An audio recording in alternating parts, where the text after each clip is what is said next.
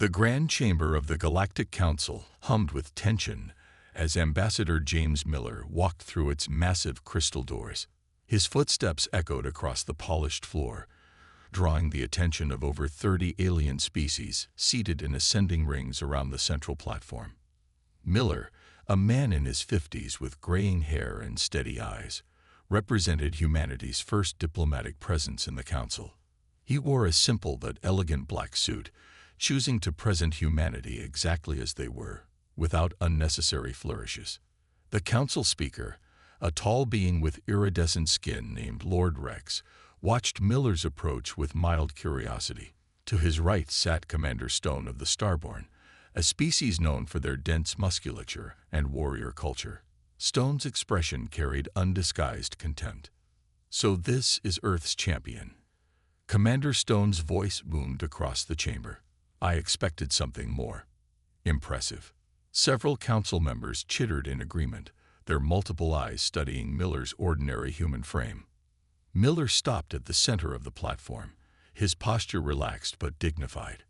"I come bearing greetings from Earth and the human race," he said, his voice clear and unwavering.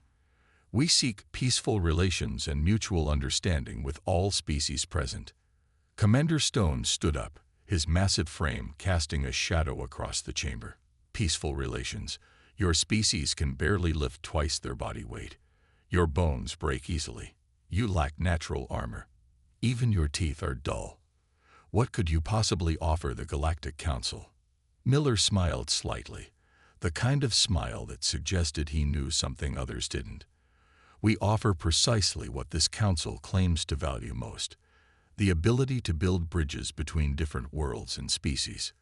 Lord Rex raised a hand, silencing the murmurs. "Ambassador Miller, you must understand our concerns. The Galactic Council maintains peace through strength. Your species appears vulnerable." "Appearance," Miller replied, "can be deceiving. Would you judge a computer's processing power by the size of its case?" This earned him several confused looks from the council members. Miller continued, "Humanity has survived and thrived not because we were the strongest, fastest, or most naturally armed species on our planet. We succeeded because we learned to adapt, to think, to solve problems in ways that transcend physical limitations." Commander Stone laughed, a harsh sound that echoed through the chamber. "Pretty words from a soft species. Words won't stop an energy blast or deflect a meteor." Miller turned to face Stone directly. "No, but words prevented wars that would have destroyed civilizations. Words built alliances that saved millions. Words transformed enemies into friends." He paused, letting his gaze sweep across the chamber. "And sometimes, words can reveal more about strength than any display of force." The council chamber grew quiet. Miller had neither raised his voice nor made any aggressive moves, yet something in his calm demeanor made several council members shift uncomfortably in their seats. Lord Rex leaned forward, his crystalline eyes studying Miller intently. "You speak with unusual confidence for a representative of such a young species." "Youth doesn't always equate to weakness," Miller responded. "Sometimes it brings fresh perspectives to old problems." Commander Stone snorted. "Prove it then. Show us this strength you claim to possess." Miller's smile widened slightly. "With pleasure. But first, I'd like to hear more about what the Council considers strength. In my experience, those who rush to dismiss others often reveal more about themselves than those they're judging." The chamber erupted in murmurs again, some outrage, others intrigued. Lord Rex raised his hand once more for silence, his expression thoughtful. "Very well, Ambassador Miller," Lord Rex declared. "The Council will test humanity's worth in its own way. But be warned, we do not suffer fools or empty boasts." "Neither do we," Miller replied simply, standing his ground as the massive aliens towered around him. "Neither do we." As the session ended, Commander Stone watched the human ambassador leave, his earlier contempt now mixed with uncertainty. Something about Miller's quiet confidence suggested that humanity might indeed be more than they appeared, And that thought was somehow more unsettling than any display of physical might could have been. The second session of the Galactic Council began with Commander Stone presenting a series of physical challenges. The massive warrior stood at the center of the chamber, his metallic armor gleaming under the crystalline lights. 3 trials, Stone announced, his voice echoing. First, combat prowess against our finest warriors. Second, survival in extreme environments. Third, demonstration of physical endurance. He turned to Miller with a smirk. Surely your species can handle these simple tests. Miller stepped forward, his hands clasped behind his back. The chamber was quieter today, with many council members leaning forward in anticipation of his response. Interesting proposals, Commander, Miller said, pacing slowly around the central platform. But they seem rather limited. If I may, I'd like to suggest an alternative approach. Lord Rex gestured for him to continue, ignoring Stone's scowl. Instead of testing raw strength, Miller continued, why not evaluate our ability to solve complex problems? After all, isn't that what truly advances civilizations? You seek to avoid real challenges, Stone sneered. Typical of your weak species. Miller's eyes sparkled with amusement. On the contrary, I propose harder challenges. Let's face 3 crises that no amount of physical strength alone can solve. He activated a holographic display, showing images of various disasters and conflicts. First challenge: preventing a war between 2 advanced civilizations without firing a single shot. Second, saving a dying star system with minimal resources. Third, uniting different species with conflicting interests toward a common goal. The council chamber erupted in discussion. Lord Rex raised his crystalline hand for silence. These are not simple tasks, Ambassador Miller. Many would say they're impossible. Impossible, Miller smiled. Humanity has done all 3. Multiple times, in fact. We call it diplomacy. Commander Stone stepped forward aggressively. You mock us with riddles while avoiding real tests. Not at all, Miller replied calmly. I'm suggesting tests that matter. You see, Commander, anyone can throw a punch. But can you stop a million punches before they're thrown? Anyone can survive in harsh conditions, but can you transform those conditions to benefit everyone? That's the kind of strength humanity brings to the galaxy. A council member with tentacles and multiple eyes spoke up. What proof do you offer of these achievements? Miller nodded respectfully. I've prepared comprehensive records of Earth's diplomatic history. We've united warring nations, transformed enemies into allies, and solved environmental catastrophes that threatened entire continents. Not through force, but through understanding, innovation, and cooperation. Lord Rex studied Miller intently. You're proposing to demonstrate human capability through crisis management rather than combat. Exactly, Miller confirmed. After all, what's more valuable to the Council? A species that can win fights, or one that can prevent them from happening in the first place? The chamber filled with thoughtful murmurs. Even some of Stone's supporters seemed to be considering Miller's words. Very well, Lord Rex declared after a long moment. We accept your alternative challenges, Ambassador Miller. But be warned, failure will have serious consequences for Earth's standing in the galaxy. Miller nodded solemnly. Understood. And when we succeed, I trust the Council will recognize that true strength takes many forms. If you succeed, Stone growled, which I doubt. Then you won't object to these challenges, Miller replied with a slight smile. After all, if we're as weak as you claim, we'll surely fail spectacularly. As the council members filed out, discussing the unexpected turn of events, Stone remained behind, staring at Miller with narrowed eyes. You're cleverer than you appear, human, he said finally. But cleverness alone won't save you. Miller straightened his tie calmly. No, Commander. What will save us, and possibly help the Council too, is understanding that the strongest walls aren't built with fists, but with handshakes. The chamber emptied, leaving Stone alone with his thoughts, wondering if perhaps he had underestimated not just Miller, but humanity itself. The council chamber transformed into a vast holographic theater as Miller began his presentation. Images of Earth's history floated around the gathered aliens, who watched with varying degrees of interest and skepticism. "Let me show you humanity's path," Miller began, gesturing to the first projection. "Here is how we survived an ice age with nothing but primitive tools and our minds." The images shifted, showing early humans working together, creating shelters, developing hunting strategies, and sharing knowledge. Commander Stone snorted dismissively, but several council members leaned forward, intrigued.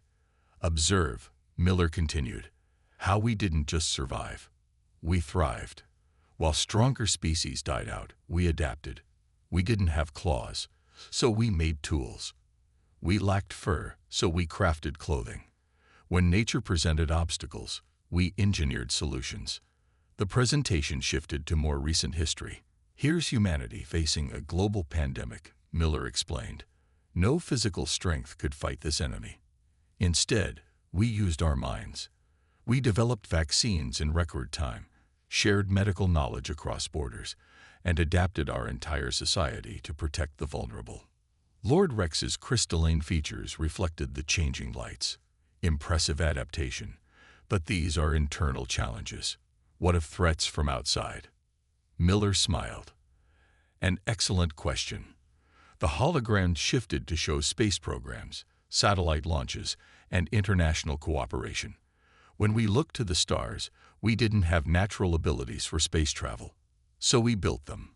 We turned our planet's limitations into opportunities for innovation. A smaller council member with 4 arms raised all of them at once. "But surely these achievements took centuries." "Some did," Miller acknowledged.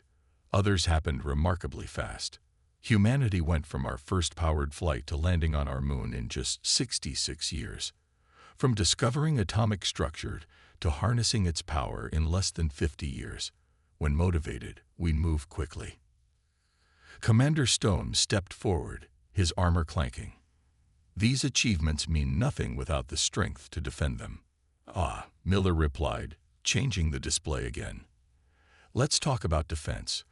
The holograms showed various military innovations, but also peace treaties, international aid missions, and global cooperation projects. "Our greatest defense isn't our weapons, Commander. It's our ability to turn enemies into allies."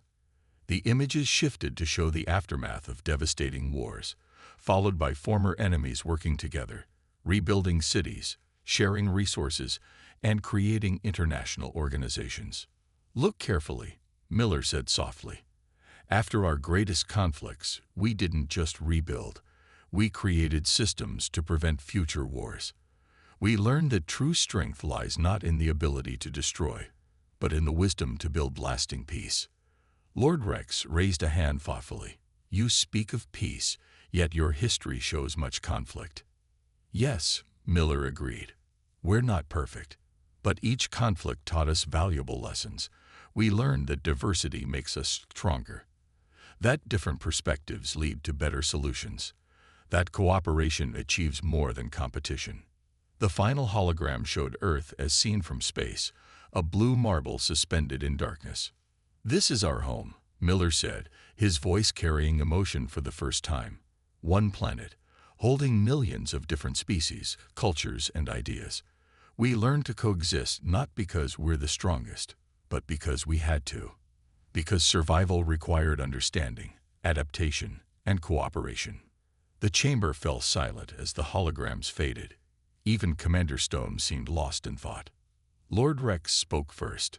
"Your species has surprised us, Ambassador Miller. Perhaps there is more to strength than we initially assumed."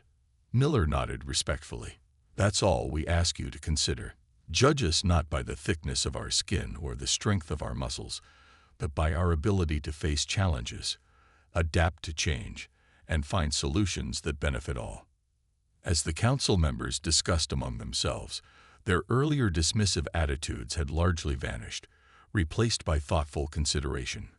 Commander Stone stood alone, his earlier confidence visibly shaken. The message was clear. Humanity's strength lay not in what they were born with, but in what they had learned to become, and that perhaps was the greatest strength of all. The fourth session of the Galactic Council opened with an unusual request from Ambassador Miller. He asked for volunteers from different species to participate in what he called a practical demonstration of human diplomacy. Rather than just tell you about our diplomatic abilities, Miller announced, standing in the center of the chamber, "I'd like to show you how we handle complex negotiations." 5 council members stepped forward, including Commander Stone, who still wore his trademark scowl. Miller arranged them in a circle, each representing a different faction with competing interests. "Each of you holds a piece of vital technology," Miller explained, distributing data cards.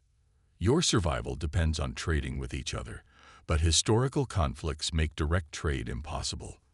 This is a real situation humanity faced during our third global crisis." Lord Rex watched with interest as Miller began moving between the representatives, speaking quietly with each one. The ambassador's movements were deliberate, almost like a dance, as he wove between the different parties. "Impossible," Stone declared after hearing the setup. "These conditions make cooperation unachievable. Some must lose for others to win." Miller shook his head. "That's where you're wrong. Commander, watch closely." Over the next hour, Miller demonstrated humanity's approach to complex negotiations. He started by finding small areas of agreement between parties, building trust through minor successes before tackling larger issues. "Notice," Miller explained to the watching council, "how we don't force agreements. We help each party discover their own reasons for cooperation." The other council members watched in fascination as Miller skillfully maneuvered the participants toward a solution. He identified hidden opportunities for mutual benefit, created new options when talks stalled, and most importantly, helped each party save face while compromising. "You see," Miller continued, gently guiding 2 hostile parties toward agreement, "the key isn't to win the argument. It's to make the argument unnecessary."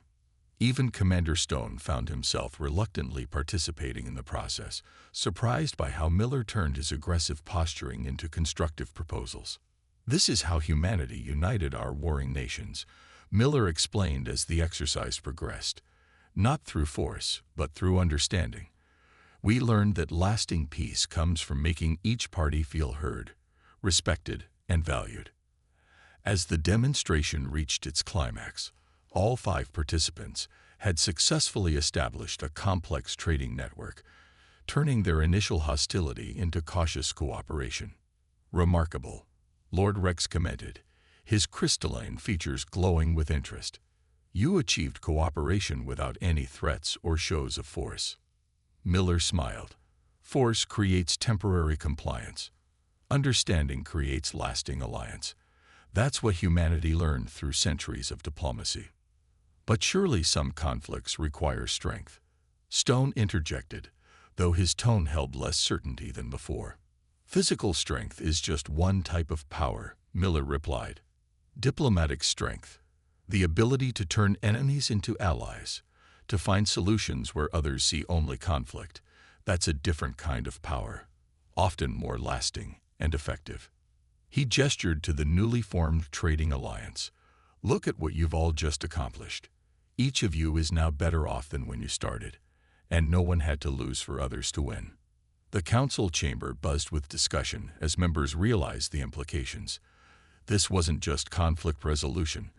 It was a completely different approach to power and influence. Lord Rex stood, his towering form casting long shadows. "Ambassador Miller, you've given us much to consider. Perhaps we have been too quick to dismiss diplomatic power as mere words." Miller nodded respectfully. "Words, when backed by understanding and genuine desire for mutual benefit, can reshape galaxies. Humanity learned this lesson through trial and error. We hope to share this wisdom with the Council." As the session ended, even Commander Stone lingered, studying Miller with new eyes. The human ambassador had demonstrated something that challenged the Starborn's entire worldview: the possibility that the greatest power might not lie in the ability to destroy, but in the skill to build understanding. The diplomatic dance had revealed a strength that many in the Council had never considered before, and its implications would echo through the galaxy for years to come. Emergency alarms blared through the Galactic Council chamber, bathing everything in pulsing red light. The Proxima system, home to 3 populated planets and 16 billion sentient beings, faced imminent environmental collapse. Their atmospheric processors are failing, Lord Rex announced grimly. Early estimates suggest total system failure within 72 hours. Commander Stone immediately stepped forward. The Starborn fleet stands ready. We can evacuate the leadership and essential personnel, and abandon billions to die. Miller interrupted, his voice cutting through the chaos. He stood from his observer's seat and approached the central platform. There's a better way. The council chamber erupted in overlapping voices as various species offered suggestions. Most involved partial evacuations or military interventions. Silence, Lord Rex commanded. His crystalline form pulsed with urgency. Ambassador Miller, you claim to have a solution. Miller activated the central hologram, displaying the Proxima system's failing atmospheric network. Humanity faced a similar crisis during the Great Pacific Collapse. We can save everyone, but we'll need to work fast and work together. Stone laughed bitterly. This is no time for diplomatic games, human. This isn't about diplomacy, Miller replied sharply. This is about engineering, adaptation, and using every resource available. He expanded the hologram, highlighting key points in the system. The processors aren't failing. They're being overwhelmed. The system is fighting itself. The council watched as Miller quickly outlined a plan. We need to synchronize the processor's cycles, like conducting an orchestra rather than letting each instrument play alone. Humanity developed this solution when our own atmospheric processors began to conflict. Impossible, one of the technical advisors protested. The energy requirements alone can be met by redirecting power from the outer mining stations, Miller finished. Yes, it will cause economic disruption, but better than losing billions of lives. Lord Rex studied the proposal. The coordination required between different species and systems is exactly what humanity does best, Miller said firmly. We don't need to be the strongest or fastest. We need to work together, adapt quickly, and trust each other. Over the next hour, Miller coordinated with council technicians, applying Earth's hard-won environmental knowledge to the crisis. His hands flew over the control panels, making adjustments and explaining the process to others. See how the processors fight each other, he demonstrated. Just like Earth's weather systems during the crisis of 2040. The solution isn't more power, it's better synchronization. Commander Stone watched with growing amazement as Miller's plan took shape. The human might not have been physically impressive, but his mind worked at incredible speed, processing complex data and making crucial decisions moment by moment. 48 hours, Miller announced, wiping sweat from his brow. If we implement these changes now, the system will stabilize in 48 hours. The council voted unanimously to proceed. As the plan went into action, Miller coordinated teams across 3 planets, demonstrating humanity's gift for crisis management and adaptation. Hour by hour, the atmospheric readings improved. The predicted collapse began to reverse. By the 36th hour, the crisis had passed. In the aftermath, Lord Rex addressed the council. We have witnessed something extraordinary today, not just the saving of billions of lives, but a demonstration of strength we had not considered before. Commander Stone stood, his massive frame seeming somehow less imposing than before. I admit I was wrong about humans. Their strength lies not in their bodies, but in their ability to solve problems we thought unsolvable. Miller nodded respectfully but remained focused on the monitoring systems. This success belongs to everyone who helped. Humanity's greatest strength has always been our ability to work with others, to combine different perspectives and abilities toward a common goal. As the emergency lights finally faded, the council chamber fell into thoughtful silence. They had witnessed not just the prevention of a catastrophe, but a complete reimagining of what true strength meant in the galaxy. The Proxima crisis had proven that sometimes the greatest power lies not in the ability to destroy or dominate, but in the capacity to understand, adapt, and save. 3 days after the Proxima crisis, the Galactic Council reconvened in a dramatically different atmosphere. The chamber, once filled with dismissive whispers about human weakness, now hummed with respectful discussion about Earth's methods. Ambassador Miller stood before the council, but this time he wasn't alone.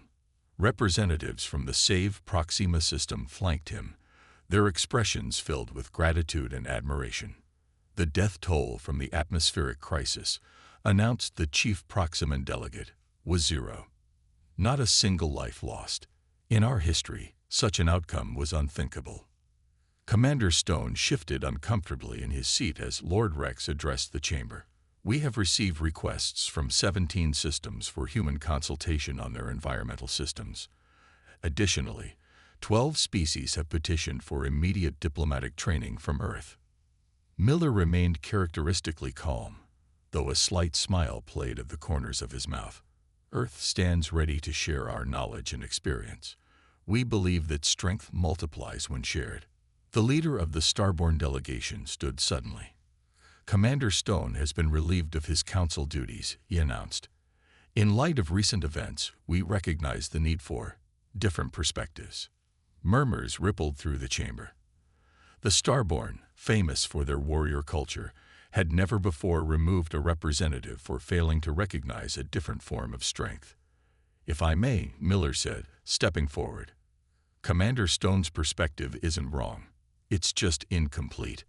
Physical strength has its place, but so does diplomatic strength, intellectual strength, and the strength found in cooperation. Lord Rex's crystalline form shimmered with interest. You defend the one who most opposed you. Understanding different viewpoints is what humans do best, Miller replied. Commander Stone's dedication to strength and security is valuable. Perhaps it could be combined with other approaches rather than replaced. The Starborn delegation exchanged glances. Their new speaker stepped forward. We would appreciate humanity's guidance in broadening our understanding of power. Miller turned to address the entire chamber. The Proxima crisis proved that the greatest challenges can't be solved by any single species or approach. They require unity, adaptation, and the courage to try new methods. Screens around the chamber displayed incoming diplomatic requests. Dozens of species, many who had previously dismissed humanity as weak, now sought Earth's counsel on matters ranging from environmental management to conflict resolution. The Council recognizes, Lord Rex declared, that our initial assessment of humanity was flawed. Where we saw weakness, there was different kind of strength. Where we saw limitation, there was adaptation. The Proximan delegates stepped forward. We propose, their leader announced, that humanity be granted a permanent seat on the Council's inner circle. This time, the Chamber's reaction was immediate and positive. Species who had once mocked humanity's physical limitations now voiced strong support for human inclusion in the galaxy's most prestigious governing body. Miller raised his hand for attention. Earth accepts this honor with gratitude. But more importantly, we accept the responsibility that comes with it. Our goal isn't to replace existing power structures, but to enhance them with new perspectives. He turned to the Starborn delegation. Your species values strength. So do we. Let us show you how different kinds of strength can work together. As the session concluded, the chamber buzzed with activity. Species that had never cooperated began forming alliances. Traditional power blocks reorganized around new principles of combined strength. Lord Rex approached Miller privately. You've achieved more than saving Proxima, the council leader observed. You've begun changing how the galaxy understands power itself. Miller straightened his tie modestly. Humanity learned long ago that real strength isn't about dominating others. It's about lifting everyone up, finding solutions that benefit all, and turning potential enemies into allies. As delegates filed out, many stopped to speak with Miller, eager to learn from the species they had so recently dismissed. The chamber, which had once echoed with mockery of human weakness, now resonated with discussions of humanity's unique and valuable perspective. The tables had turned, not through force or confrontation, but through demonstration and understanding. Humanity's greatest strengths. One standard galactic month after the Proxima crisis, the Galactic Council gathered for a historic session. The chamber had been modified, with Earth's flag now prominently displayed among the founding members' emblems. Ambassador Miller stood at the center, preparing to deliver humanity's first address as a full council member. Fellow council members, Miller began, his voice carrying easily through the vast space. A month ago, many of you saw humans as weak. Today, I want to talk about what strength really means. The chamber was packed, with representatives from every known spacefaring civilization in attendance. Even the Starborn's new delegation sat attentively, their traditional armor now bearing symbols of diplomatic rank alongside their battle honors. True strength, Miller continued, isn't about having the hardest shell or the sharpest claws. It's about having the wisdom to know when not to use them. He activated a holographic display showing Earth's history, but this time focusing on moments of cooperation, innovation, and peaceful resolution of conflicts. Humanity's greatest achievements didn't come from physical power. They came from our ability to learn, adapt, and most importantly, to understand others. We turned potential disasters into opportunities. We transformed enemies into allies. We found strength in our very limitations. Lord Rex stood, his crystalline form catching the light. The Council acknowledges that we were wrong about humanity. Your species has taught us that there are many forms of strength we had never considered. From the audience, a voice called out. It was Commander Stone, now serving as a cultural advisor rather than a military leader. I was your greatest critic, Ambassador Miller. Now I understand that I was measuring strength with the wrong tools. Miller smiled warmly. The tools weren't wrong, Commander. They were just incomplete, like measuring the ocean's depth from only one spot. The holographic display shifted to show recent achievements. The Proxima system's restored atmosphere, newly formed alliances between previously hostile species, and collaborative projects spreading across the galaxy. Look at what we've accomplished together in just 1 month, Miller said, not through force or domination, but through understanding and cooperation. This is humanity's gift to the galaxy, the recognition that true strength lies in unity, not division. Lord Rex raised his hand, signaling a formal council proclamation. From this day forward, the Galactic Council recognizes Earth not just as a member, but as our chief diplomatic authority. Your species' ability to find peaceful solutions to complex problems is unmatched. The chamber erupted in approval. Species that had once mocked humanity now stood in respect. The Starborn delegation, traditionally the most militant, led the applause. Miller raised his hands for quiet. We accept this honor, but with an important condition. We don't wish to lead alone. Instead, we propose a new council structure, one that combines the strengths of all our species. He outlined a plan where each species would contribute its unique abilities and perspectives.